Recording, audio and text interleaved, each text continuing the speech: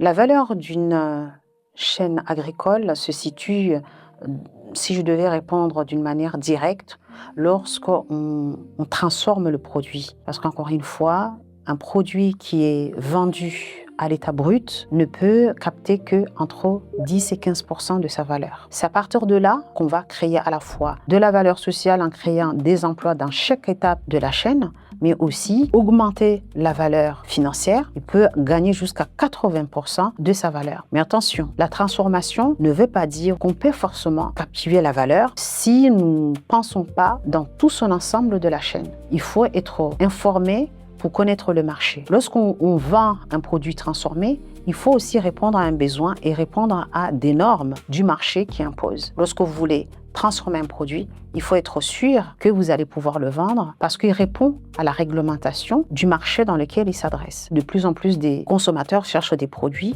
qui répondent à des ODD, des objectifs de développement durable, mais aussi des objectifs qui permettent juste d'être dans l'éthique environnementale, mais aussi pour répondre à de l'équité de la redistribution de cette valeur-là. Les producteurs doivent aussi bénéficier de cette valeur. Et donc, il y a pas mal d'insignes qui sont créés, que ce soit à travers des labels, à travers une réglementation qui permet justement de distribuer son produit dans un environnement où il y a toute la confiance. Il ne s'agit pas uniquement de transformer un produit, il faut réfléchir d'une manière systémique dans tout l'ensemble de la chaîne de valeur pour captiver le maximum de la valeur dans son ensemble.